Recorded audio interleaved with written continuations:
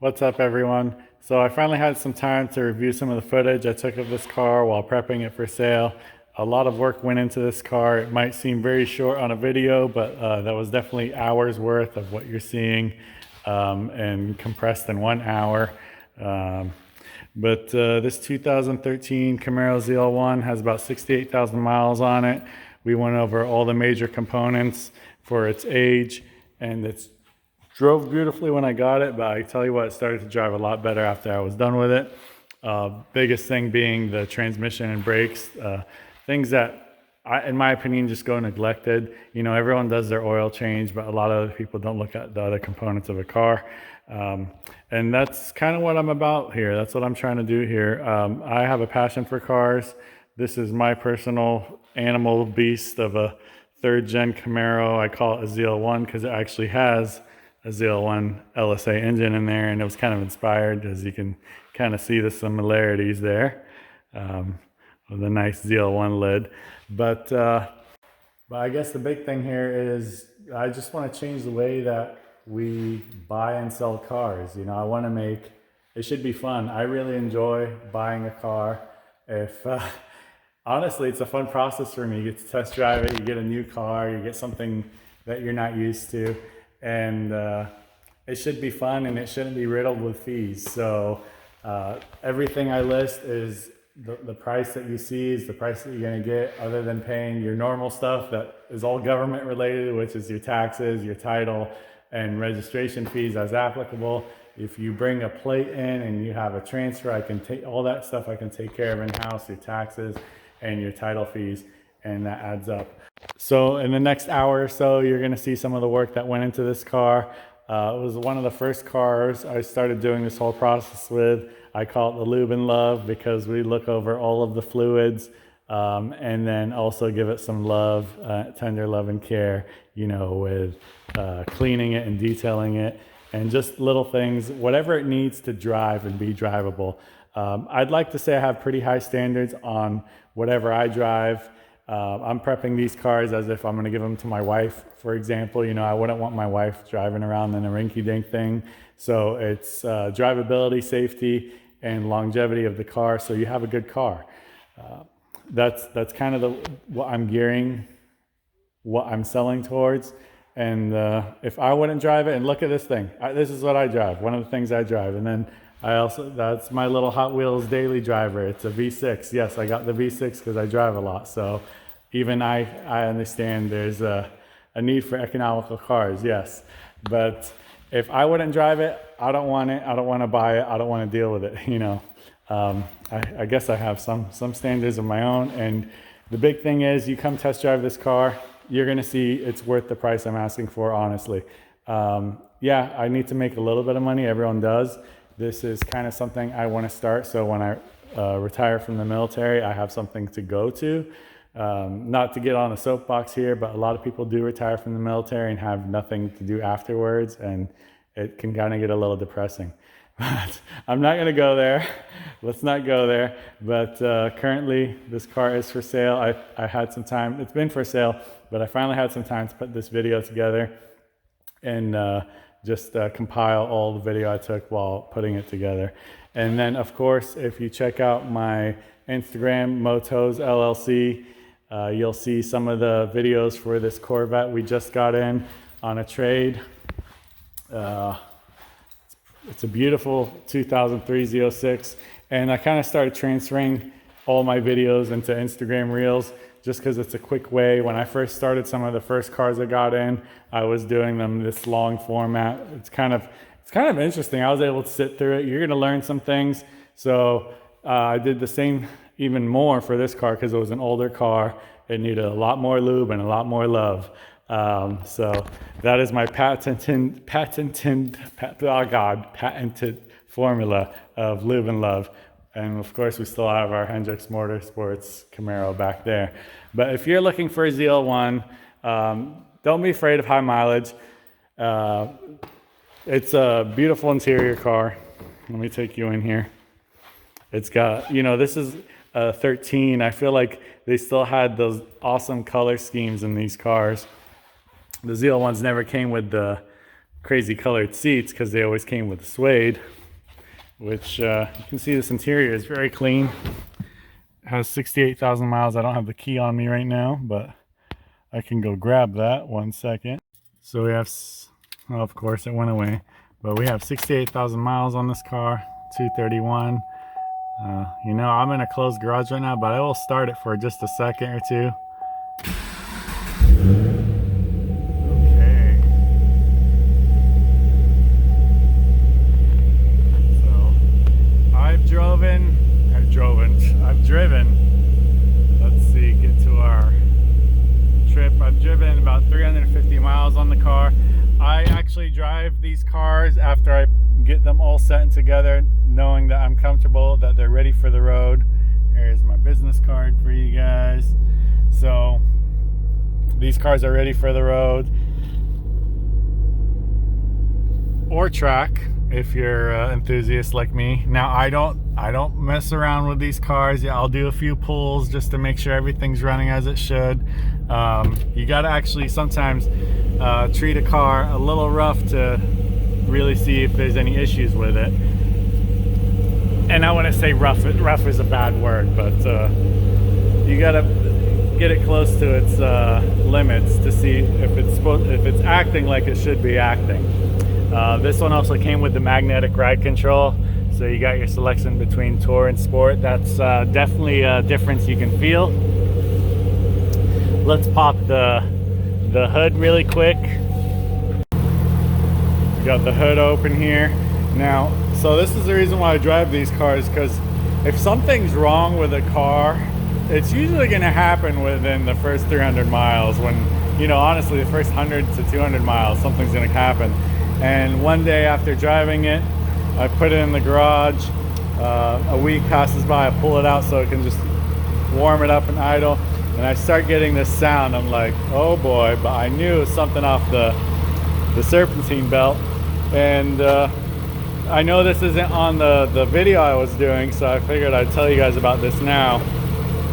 And this one of these pulleys was bad, and if you spin it, it'll actually make a screeching sound, but when it's being spun by the engine, it definitely made a louder sound. So anything that happens within my care and ownership, it's going to be dealt with before it gets sold. So again, I'm not afraid of driving these cars because I know they're good cars. Once I go through them, I'm pretty comfortable with what they are. I actually opened the garage so I don't die here while this car is running. But if there's anything else you want to know about this car, I actually replaced these LEDs as well. You'll actually see in the video this one's been blown out. I'm going to squeeze through between these cars. This car has all LEDs all around. It's a pretty nice add. I added that one as well so they can match the same brightness.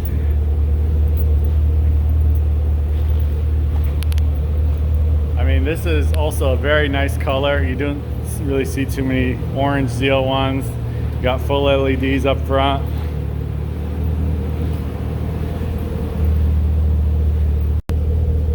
Really good shape interior, guys. For 68,000 miles, the interior is in really good shape.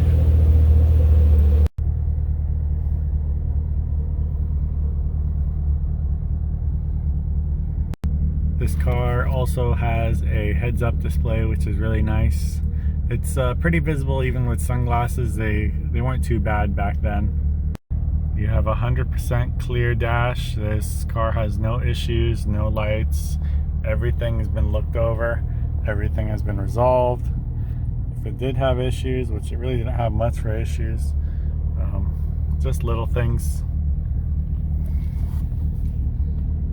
Interior again is in really good shape. It hasn't really been abused. Whoever, you know, this car had a few owners, and I think each owner really loved the car and at least took care of it.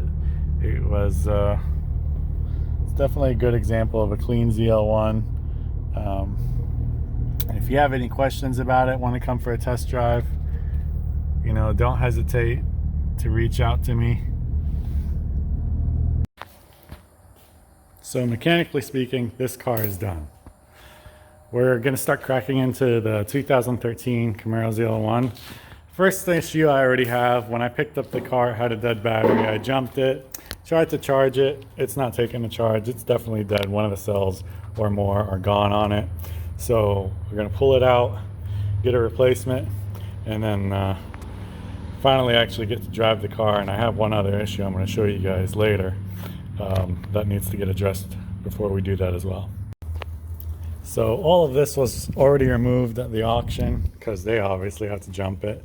I'm going to put it back together. Hopefully they didn't lose any pieces when doing that. But yeah, going to disconnect the battery, disconnect this mount, pull it out. It's got a little vent tube over here as well, and we'll just take it to Advance and get us a new one. We're jumping around from car to car today. We're back on the 2013 Camaro ZL1. It needed a battery. We couldn't save that battery. It was gone. One or two of the cells were definitely dead. It couldn't start the car even when it was charged.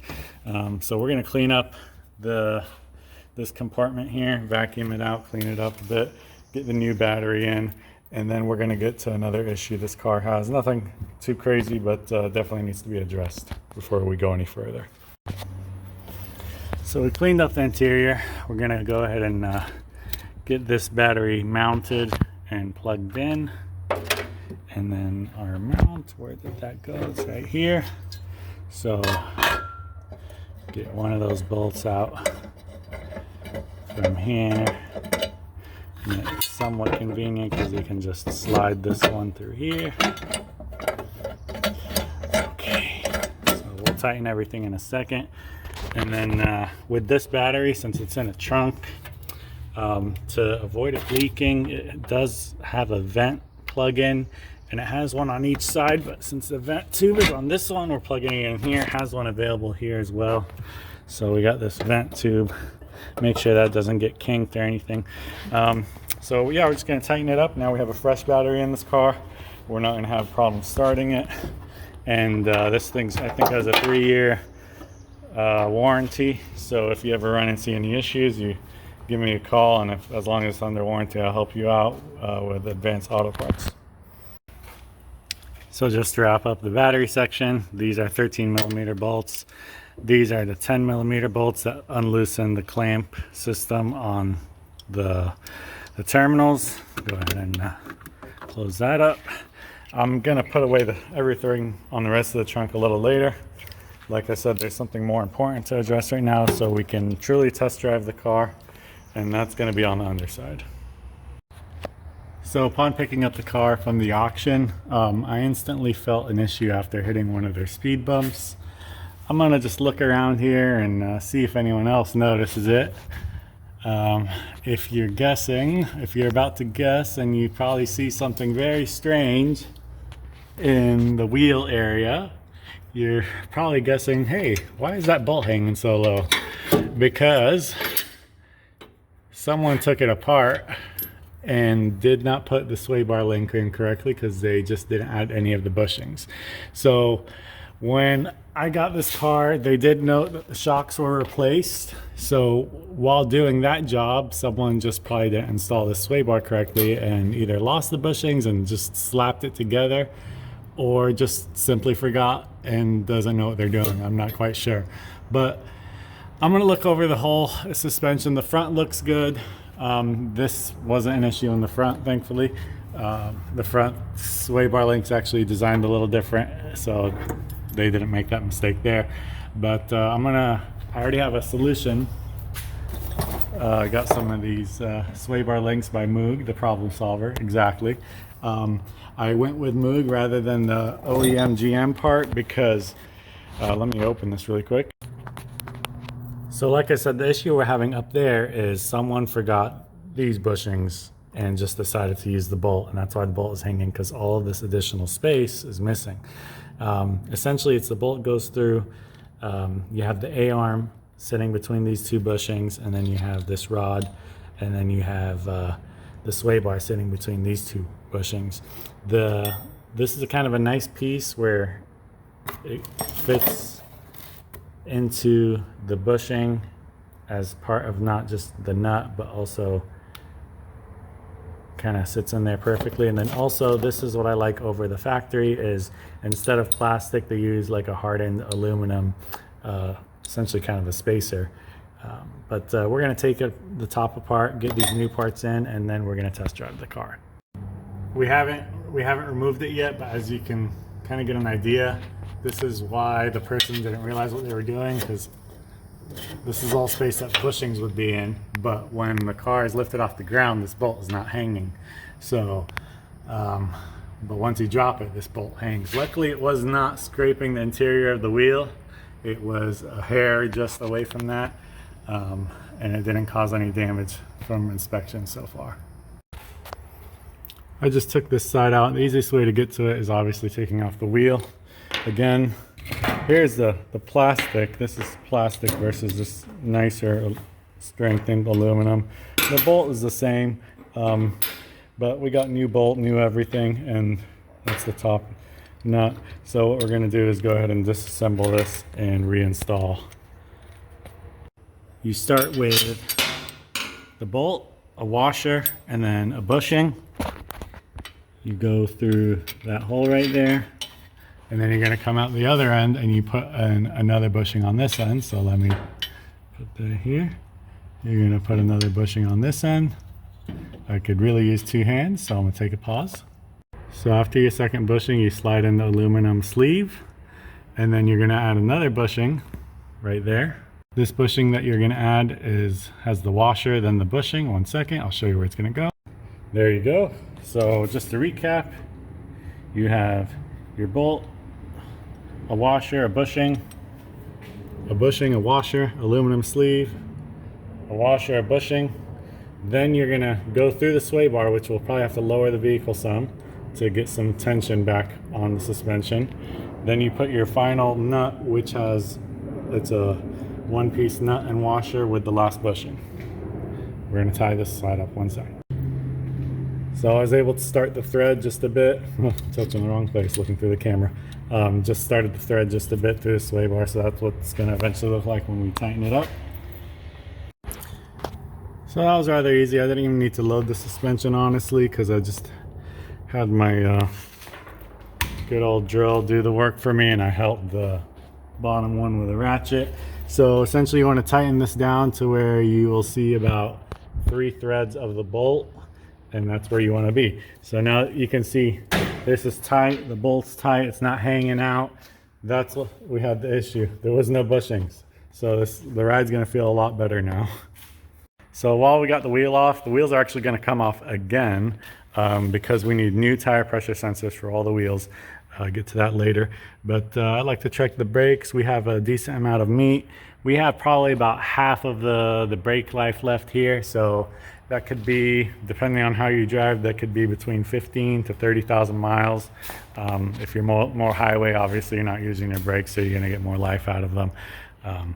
Believe it or not, I've had all highway car take me up to like 100,000 because you're just not using your brakes as much. But so the brake pads and rotors look good.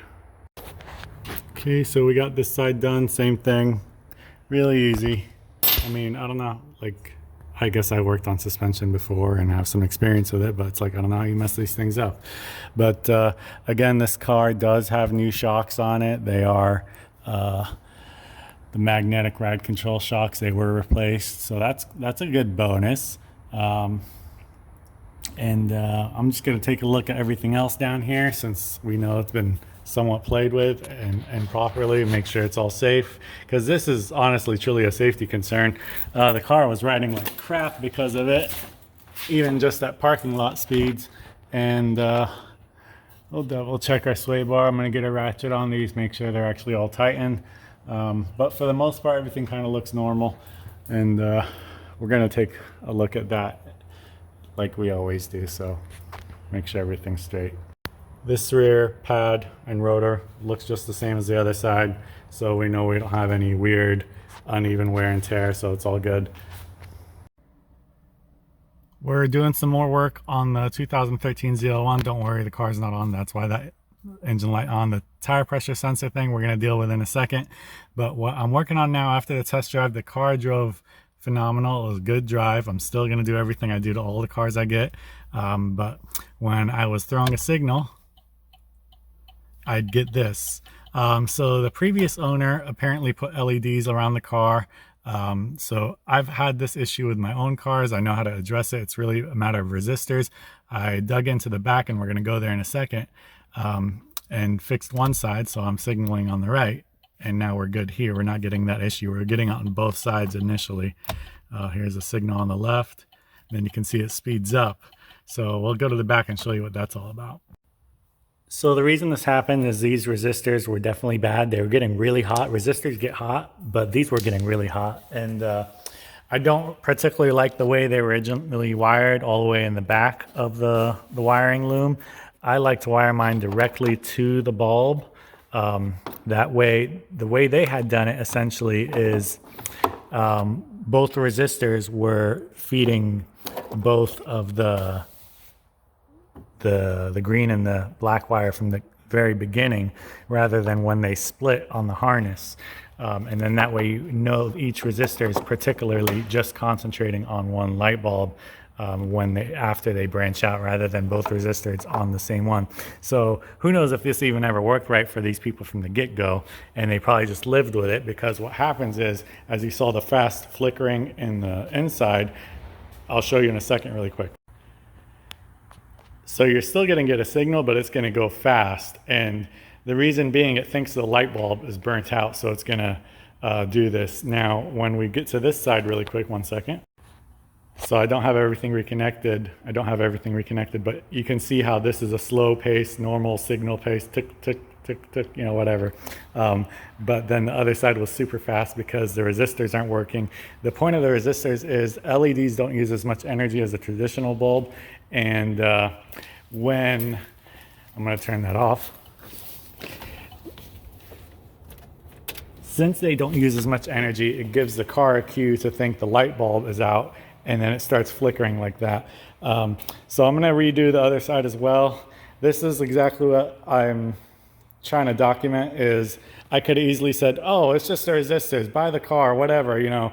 No, I'm not going to give you a car with engine lights or signals or anything that's annoying, because that stuff pisses me off. If I wouldn't be willing to drive the car like that, I'm not going to sell it like that. So I'm going to wrap this up. Essentially, I got these guys feeding on the ground and the power source to that. And then these, even right now, these are getting a little warm, but those were getting really hot. Like, it was stupid. And we'll get them mounted. I usually, honestly, if they're functional properly, they're not supposed to get that super hot like these other ones were. And I usually just get a double-sided tape, and that holds, and that doesn't even melt off.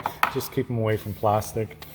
But this was kind of a mess to get into. I'm going to do the other side. Again, I'm not going to sell someone the car that's not functioning 100% correctly. All right, guys, about to wrap this up. Our signal is working at a normal pace now. We no longer have a message about the turn signals on the dash. Normal pace here. We're going to flip to the right side. And we have a normal pace signal here. Again, this was all because these resistors were bad. They were definitely overheating. They weren't doing their job. The person had put some LEDs in here. You can see I left one of those resistors back there. It's pretty deep in there, and I didn't want to tear into the car anymore to try to get to it, but it's out of the way. We got each light bulb connected to its own resistor versus two resistors on the main harness for both light bulbs. This is going to definitely give it some longevity, in my opinion, and it's just a better way. Now, I'm touching this, I'm pressing really hard, and it's hot, it's warm, but it's not like how hot these things were getting. That's indicator the resistor was bad. And the way I designed this, so the next person, if you do have a resistor that dies, this is all plug and play. So just get some of these so you can plug in the new resistor and you're done. Rather than what I had to suffer through to fix this, because they buried those resistors in the rear and they looped the wiring into the harness, so I had to cut them out and clean up the harness a bit. So putting in the work for you guys, you know, definitely doing what I think is right, at least.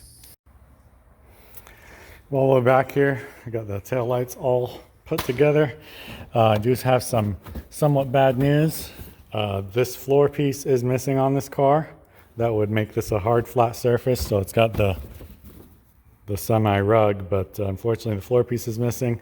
I will try to look for it on eBay, but I think it's something you might have to source at a local junkyard, or maybe off of like one of those sites that has stuff for Camaros.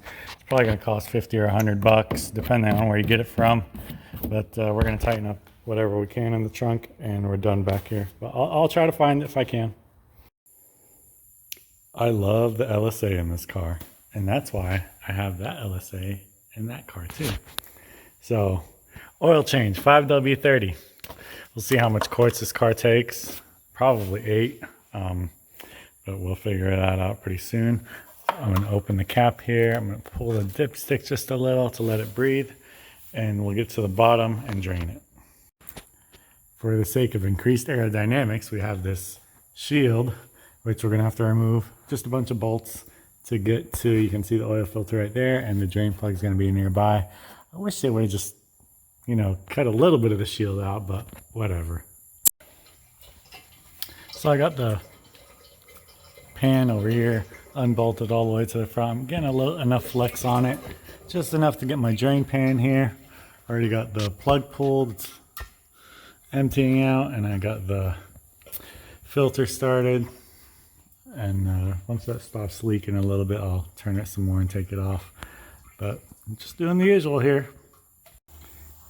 Per the usual, we're using AMSOIL for this car, 5W30, and we have ourselves a very nice K&N 1017 filter that works for this car. We already charged the filter some and wet the seal with some oil, and we're just letting the car drain some more. Car is still slowly draining. We're going to clean out, just wipe this, make sure the next filter has a nice clean surface to mate up against. Wipe that some more. That's still leaking a little. We'll eventually close that. Then we'll get our filter on and start filling from the top. Getting the new filter on, we're going to want to hand tighten it, and it says 3/4 of a turn after that. I usually do 1/4 because I get it pretty tight by hand, and that's never failed me. I've never had leaks on these things. Too tight is too bad, because then you will start having leaks. You don't want to over tighten your oil filter. Okay, we got our drain plug back on, not too tight, and then our filter's on, ready to go. We're going to put our aerodynamic shield back up. A little extra work for this car, but that's the price of performance. We'll clean it up a bit, but we'll bolt it on, clean it up a bit, and we're going to be ready to roll up top. Start with the one we already used with the filter, and we're going to start by putting about 8, or I'm going to throw 6 in there and get a measurement on the dipstick. Probably takes 8, considering the SS also took 8. So we put 6 quarts in. It was looking like it was full, but obviously we started the car, charged the filter. I'm letting it settle. I took a quick look at it. It looks a little low, obviously. I'm gonna let it settle really good, and we're gonna get to the brake fluid while we come back to that in a second. So I already cleaned off the container. Before you open this thing, you don't want any dirt, any added dirt at least, to get in these things. So this fluid is not as clean as our last car. Higher mileage, probably hasn't been attended to. We're going to siphon as much as we can get out of it, and then we're going to put some fresh fluid in it. The idea here is to siphon some fluid out, try not to make a mess, and create sort of a surgical procedure, if you will. I got my siphon that I use just for brake fluid, and we're going to start pulling that old fluid out.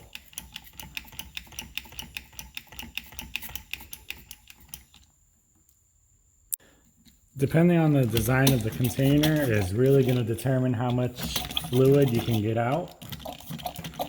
And sometimes if it's not too bad, you can just pull out what you can, refill it, and that should be enough. If it's really bad, you can repeat the process after driving the car some to kind of get some of the bad brake fluid out of there. That's nasty. But honestly, if you do this, I like to do this every 20,000 to 30,000 miles, depending on how I drive the car. If it's a city car, I'd go more towards the 20,000 because you're using brakes more often. If it's a highway car, you can stretch this out to 30 or more thousand. But do this every 2 years. You'll keep some fresh brake fluid in your system. And obviously, once you have to replace your pads, you're going to bleed your system anyway, so you're going to have fresh brake fluid. But if you want a continuous, consistent feel on your brakes, this is what I like to do. I'm going to do my best to show you what I'm talking about here. So right here you have your max fill line. You're going to want to usually shine a light from one of the other sides of the container so you can see the fluid, of the level of the fluid easier. That's what I'm going to do now to fill it up. Today we're using our AMSOIL .3 and 4 brake fluid to fill this car up. And here it goes.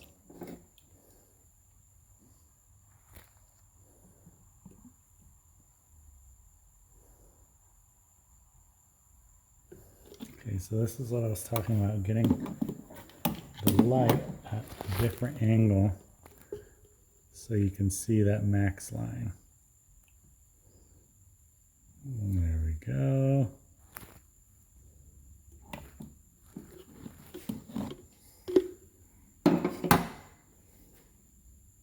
Sweet. Just by doing that, we're going to have a better feel on our brakes. And speaking of which, we are going to get back down there since this is a higher mileage car and double check that our brakes look good physically. Going back to the oil, we just finished topping it off.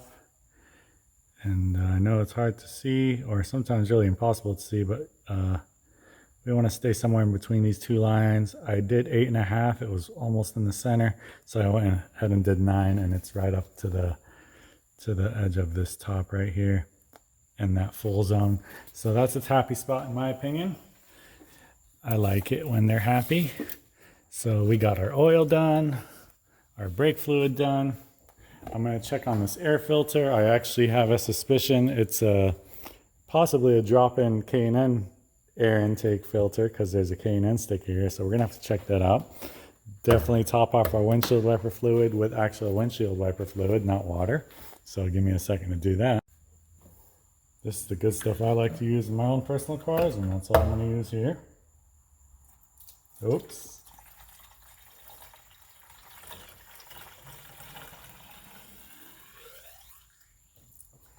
Nice and topped off. We're going to wipe all that excess.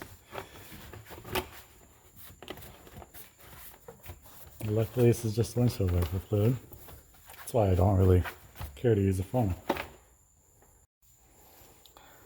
So unfortunately, there was evidence this car at one point probably did have a cold air, well, not a cold air intake, a K&N drop-in filter. And that's not the case anymore because whoever replaced it with a regular filter.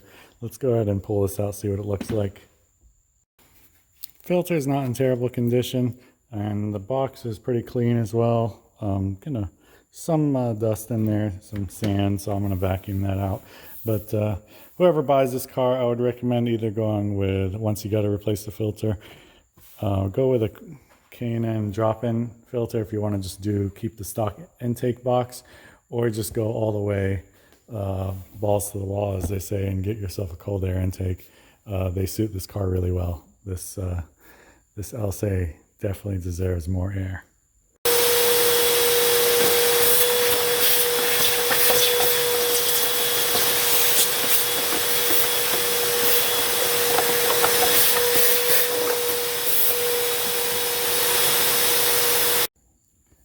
That about wraps it up for the engine bay. Next up is going to be the rear end. We're probably going to do that tomorrow, and the transmission as well. For now, I will be taking off the wheels, inspecting the brakes, and we're also going to take off the wheels because we need to get their air tire pressure monitoring system sensors installed. So I may have mentioned this earlier in the video, and currently the car is giving a tire pressure service signal. I tried to reset the tire pressure sensors. Unfortunately, the batteries are likely dead in 3 out of the 4 of them. So best to just replace them all. I got 4 new sensors. These are expensive, by the way. They're all GM parts. We're gonna get the tires and we'll get the wheels off, take them to the tire shop so they can pop these in. Again, lots of things getting this car to be right for you guys. So we have our tire pressure monitoring system light blinking at us. That's because our sensors are likely batteries are dead. I could not get a reset on any of them. Oh, I just missed them.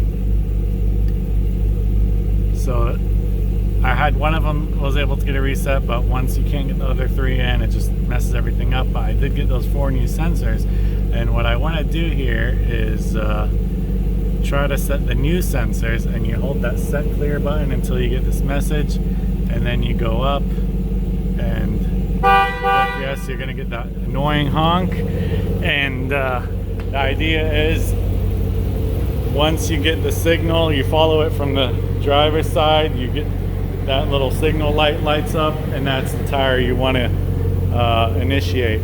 So I do have my sensor here.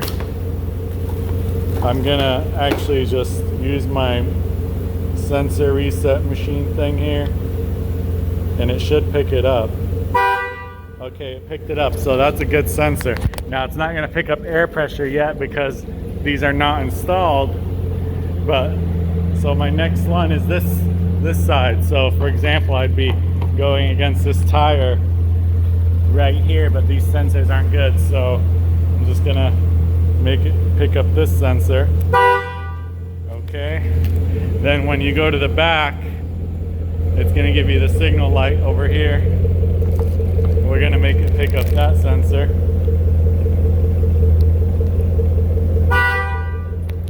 And then our last sensor is gonna be this one. Once we do the last sensor, you're gonna get a double honk once it goes through.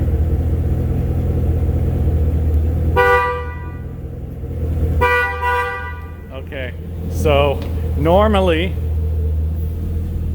right now we're getting low tire pressure because all the sensors aren't actually reading any pressure, but normally it's going to read the pressure of the tire. Now at least we have these sensors locked in. We're going to reset them anyways once we get them on the wheels, because no telling when I put them in my pocket which one's going to be on which tire. But that was mostly a test to make sure all the sensors I bought new were good. Sometimes you can get new stuff and it not be good. So we know these sensors are working, they're initiating with the car, so that's the biggest important part. Now we got all tire pressure sensors on the car, but they're reading 0, which is fine because they're not actually in the car. So next up is rear end and transmission. I wanted to talk about transmission really quick. Unfortunately, the ZL1 doesn't have, and you'd think it'd be in the performance section, it's not in the trip information, obviously. It's not in the vehicle information. It's nowhere to be found. I've never owned a ZL1 like this one. I've always wanted one. That's why I ended up building my 3rd gen to mimic it. And normally the SS's, like a 2SS, would have the transmission temperature gauge here, but they replaced that with the boost gauge.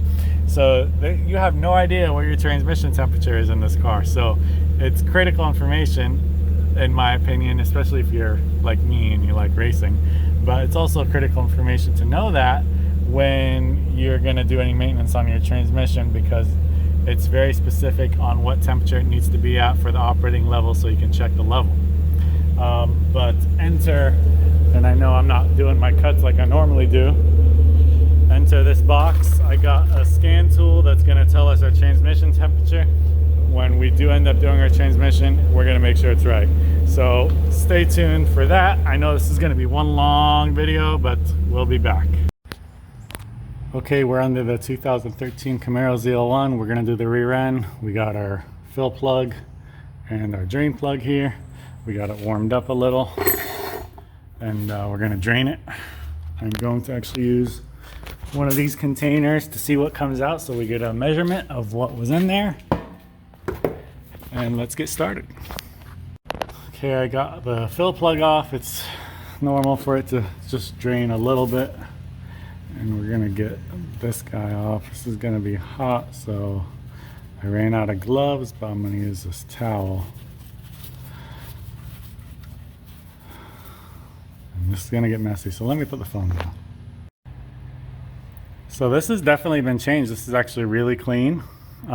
It's always good to check when it's not a car you're familiar with, but I'm happy to see it's really clean. I didn't have any indication that it would be dirty.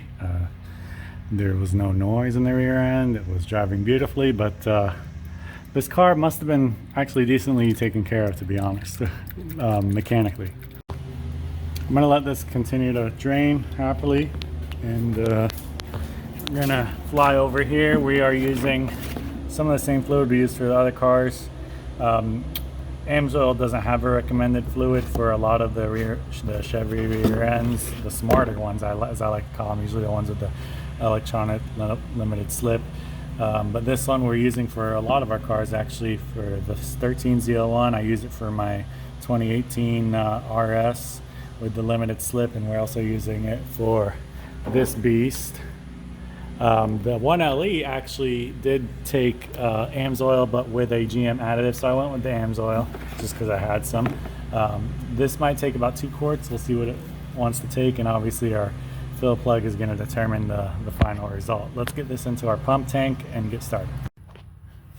Okay, I got the fill plug back in, and we got our tube pumping back in some fresh fluid. It's going to take probably about 2.1 quarts. That's what we got from what we lost, and thankfully I had just the right amount from the last few cars I did. I had 2.1. I have some more fresh quarts, but I had a 0.1, so this is going to be just about perfect. So we just emptied the pump, and it didn't start gushing out because we had nearly the perfect amount. Since it's not leaking out, a good way to test to see the level, you literally just gonna stick your finger in there. I'm gonna use my pinky, and as you can see, I picked up a lot of gear lube just by lightly, evenly, like if this is the level, just curve your finger a little, and if you pick up lube, it's at a good level. And we already got little drippers now, but I'm gonna cap that up. We're gonna hopefully see if the car cooled down a bit, because next up is the transmission. So this is pretty cool, you guys, because it literally tells you what this plug is for. This is your check plug slash drain plug, but it's not a true drain plug because look at the depth of the pan. So at these temperatures, you can see how the fluid is going to be here. This bolt goes up in the pan, and then there's a little barrier, and in between these temperatures, that fluid should be just at the level of that barrier. So the reason I wanted to get the temperature of the transmission while running, engine running, is to make sure this is at the correct level before I even start fiddling with it. Obviously, when we refill it, we're going to do the procedure and make sure it's at the correct level, but I want to kind of see where it's been. It's shifting really smooth, so I'm not really worried about it, but this is just going above and beyond. This is what I want to do. This is how I do it. So the car is actually quite hot. When I started it today in the morning, it was already at 37 degrees Celsius. I didn't switch over the OBD tool to go to Fahrenheit yet, so do the math. I think that was like 90 degrees Fahrenheit because it's hot in Florida right now. And it didn't take too long to get to 50 because that's only 122. I drove it for about 25 minutes. It got up to about 150, which is a good transmission temperature for operating. But with these, I know I'm talking a lot with these, that's not really operating temperature. That's just your check plug temperature. So you get a few minutes to do this, get it done right, and the transmission's not going to wait for you. It's going to keep going. But in between 86 and 122 Fahrenheit is 104. So that's what I'm going to look for. At its 104, check the plug, pull it out, and see if anything comes out, and then go from there and drop the whole pan and get some new fluid in it. A little bit rusty, some surface rust here, nothing to worry about. This car did come from the East Coast, so it was close to possibly the beach. Pretty normal in Florida if you're close to the beach, but there's no structural rust, it's just some surface rust, so not a big deal. So I got busy doing other things, and that plug right there, that is the fill plug I removed. It's gonna get dark, 1 second. So this black thing right here, I popped the first part up and then you can pull the rest of it out. So the car is cold now, so it's a lot easier. I'd recommend removing this plug before it gets hot. Now we're gonna get it to operating temperature, or not operating temperature, but the check temperature. Check it, see what it's looking like, and then unbolt the pan and do the thing. So because this car doesn't display transmission temperature on the dash or any of the gauges, I quickly got this OBD2 scanner diagnostic tool. It's a simple one, but it takes a little while to get to the information I need. But you have to at least have the ignition on the on position to get the transmission temperature. So we're going to do that before we start it, because I don't want it to get too hot. Again, we're working with a small range for the check plug. Or sorry, yes, that's our car. We're going to do that. So transmission control. It's an automatic. It's the LSA. Sorry about the dinging. I know that's annoying. Data display, transmission data. This thing picks up a lot of information, so I'm sure it will come in handy later on. But for today, I'm just using it for something simple.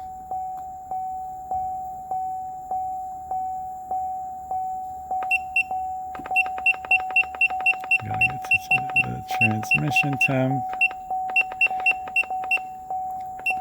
There we go. Okay, we're at 113 right now, so we want to check it between, I think it was 87 to 122.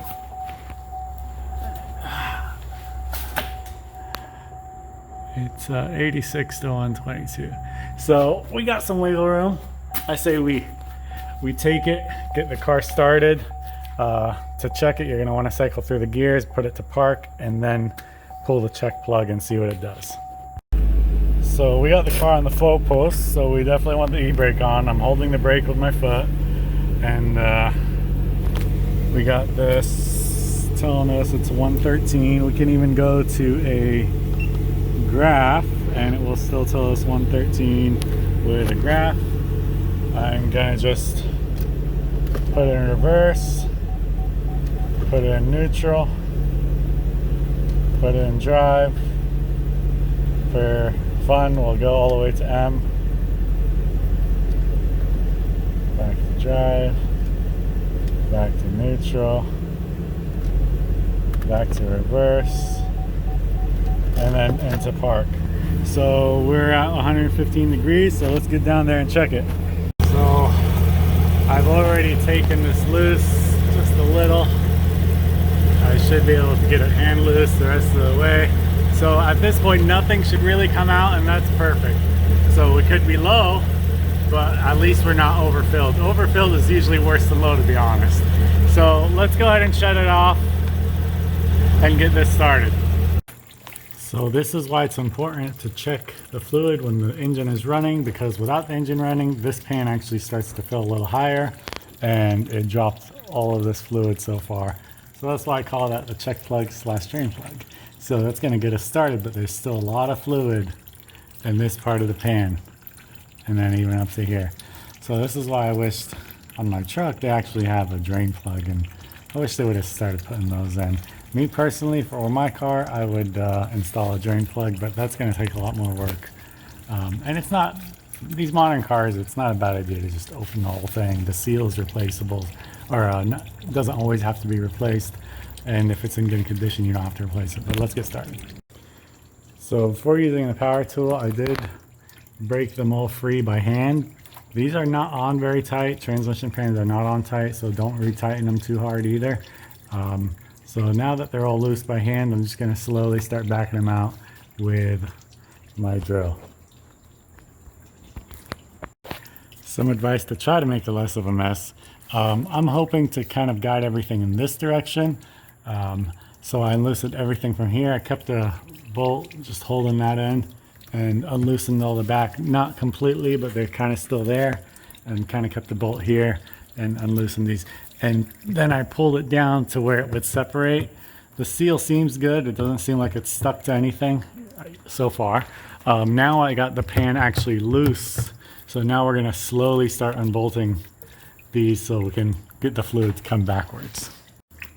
So I'm slowly turning it and guiding the fluid that way. It's already, you can see it's hitting the drain. Every time I unloosen some of these bolts just slightly, it's getting more and more out of there. This is, just be patient with it so you don't make a mess. You also want to try to collect the fluid so you can find out how much to start with to put back in, make your day a little easier, or night in my case. So let's talk color of this fluid. It's still got some red. It's not brown yet, so that's good, and it doesn't smell burnt. That's the biggest thing, because sometimes you can have red but it smells burnt. That means there's something bad. But so far it's coming out good. We're gonna keep trying to drain it slowly. I'd like to say I'm getting better at this, but really it's just patience. Be patient and you won't make a mess. Got the pan off. I'm gonna check the seal in a second. We got the fluid. We're gonna count that in a second. And yeah, we're gonna just do the fluid. We're gonna leave the filter alone. My logic is behind that. You don't want to take too much out at the same time. I describe transmissions like fish tanks. You clean the water in a fish tank too quickly, you kill all the fish. So we're gonna just try to be as less drastic as possible. I'm sure this transmission is gonna be fine. We're gonna drive it afterwards. And just so you know, if you end up changing your transmission fluid and you either waited too long or it's you, for whatever reason, managed to get way too much fluid out, or flushed it when it's supposed to be changed, is really what it is, the issue. You'll know if it's fried because it's going to happen within the first 100 miles. So you don't even have to drive it that much. Get its operating temperature, it's going to kill itself if it's bad, or you did something you shouldn't have. Let's check out this seal. A little stuck. Let's see. As long as we can pull it off without damaging it, and it doesn't leave seal on either end of the pan or the transmission, it can be reused. So again, this is just another thing of practice patience.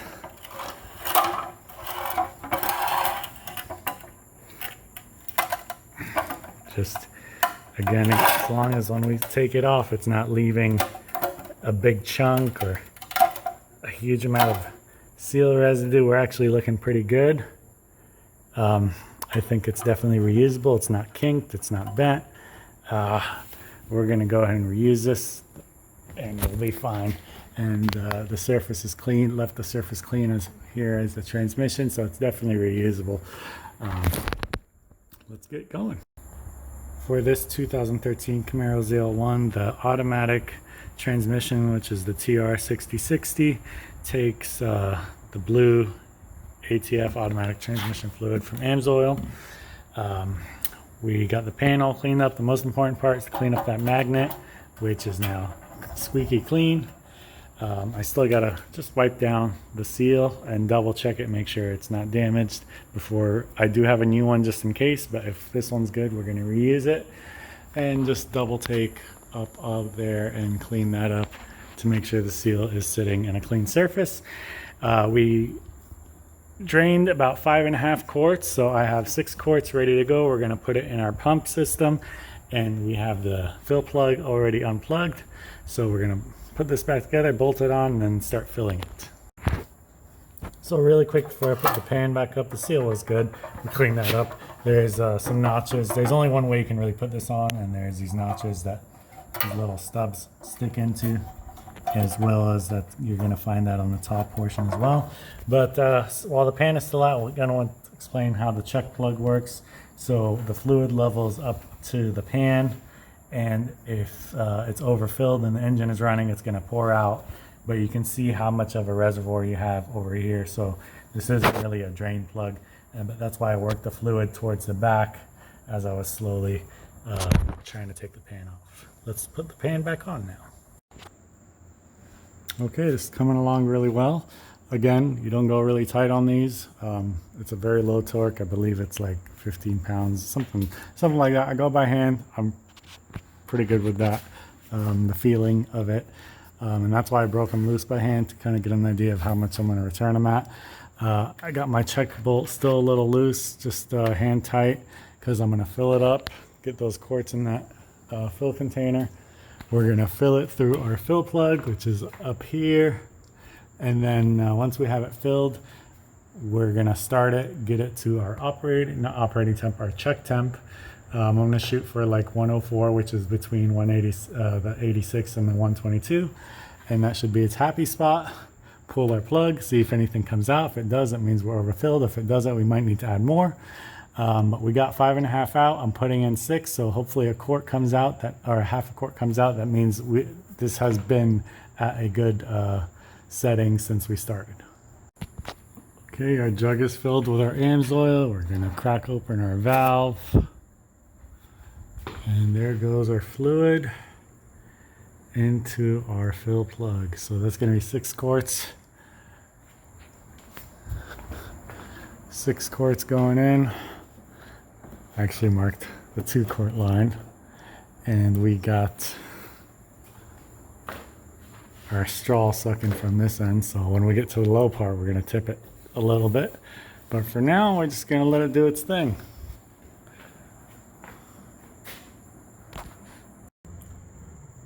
I'm pretty confident we have enough fluid in there that we're actually going to drain some, so I went ahead and put the plug back in because it sucks to have to get in there when it's hot. You got exhaust right here, not much for hand room, so it's already in.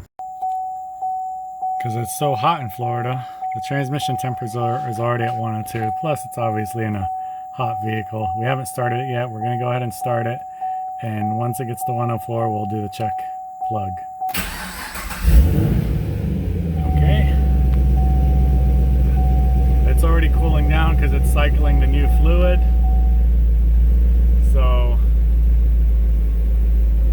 we got our e-brake on. Where my foot's on the brake. We're at 100 degrees. Just gonna shift through the gears. We're already at 104 degrees. So once we get it into park, I'm gonna pull that check plug, and whatever wants to come out needs to come out, because that will be our level. Okay, we're even at 106, which is still within our range. Okay, we cycled through the gears, so whatever comes out needs to come out. We're in park, and it's at 106 degrees, which is well within our range. Okay, let's try to bring this pan up so it's not splashing so bad.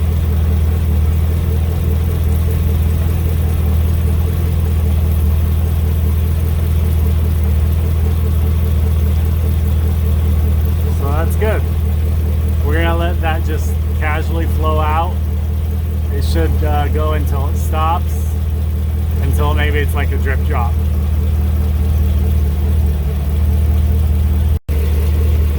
Okay, we're literally at the drip drop. That's perfect. I actually went up there and shifted through the gears again, and we are in its happy place. This transmission is not going to be any happier than this, I swear. Okay, I'm going to tighten that with a ratchet and turn this car off.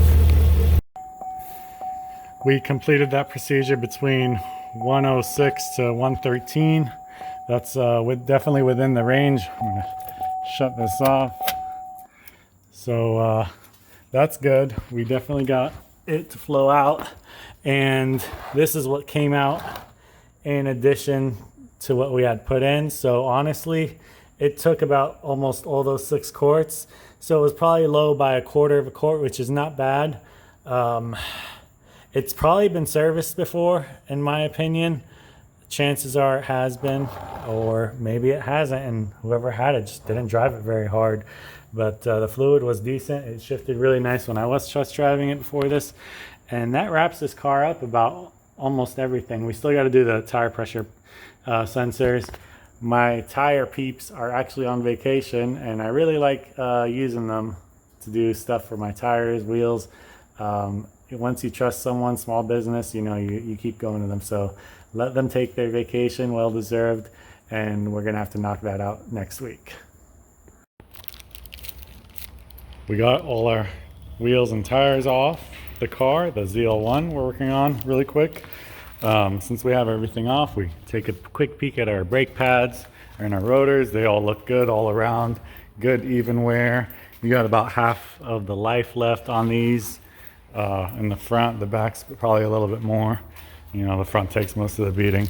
I got my 4 sensors. They're all working, communicating with the car properly. We just have to get them in. So then that last light will go away and this car will be ready. Really excited to have it ready. Definitely took some time to drive it, and probably will drive it one more time, get a few more miles on it, make sure it's straight. But this one's a nice one. At the tire shop for those TPMS sensors. Wheels and tires are back. We got the new tire pressure sensors in. We're about to install them. Cleaned up the caliper some. Tried to at least shine up the face there. Looks a lot prettier. So let's get them on. Then we have to do the sequence to relearn the sensors, because the way I learned them were when they were just free in the bag. So who knows which one's where, but we're gonna relearn them. And then this car's done. Finally ready for sale. It's finally time to not have any lights on this dash.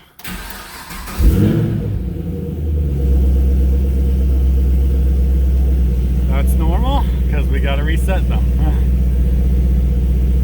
So obviously, since the sensors were taken away from the vehicle, we're going to get into our tire pressure. We're going to push our set/clear.